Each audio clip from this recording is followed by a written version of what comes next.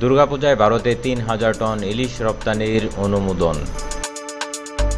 আসন্ন দুর্গাপূজা উপলক্ষে ভারতে ৩,০০০ টন ইলিশ মাছ রপ্তানির অনুমোদন দিয়েছে বাণিজ্য মন্ত্রণালয়।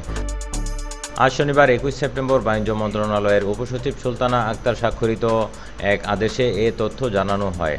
আদেশে বলা হয়, আসন্ন দুর্গাপূজা উপলক্ষে বিভিন্ন রপ্তানিকারকদের আবেদনের পরিপ্রেক্ষিতে নির্ধারিত শর্তাবলী পূরণ সাপেক্ষে ৩,০০০ মেট্রিক টন ইলিশ মাছ রপ্তানির অনুমোদন দেওয়া হলো।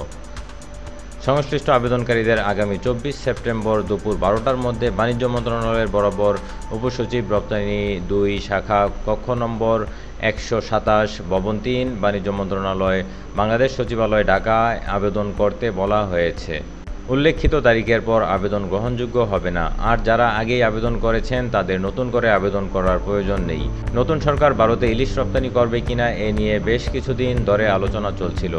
এর মধ্যেই এমন সিদ্ধান্ত এলো। সাধারণত ইলিশ রপ্তানির অনুমতি দিয়ে থাকে বাণিজ্য মন্ত্রণালয়। তার আগে মৎস্য ও প্রাণী সম্পদ মন্ত্রণালয় থেকে এ ব্যাপারে সুপারিশ আসতে হয়।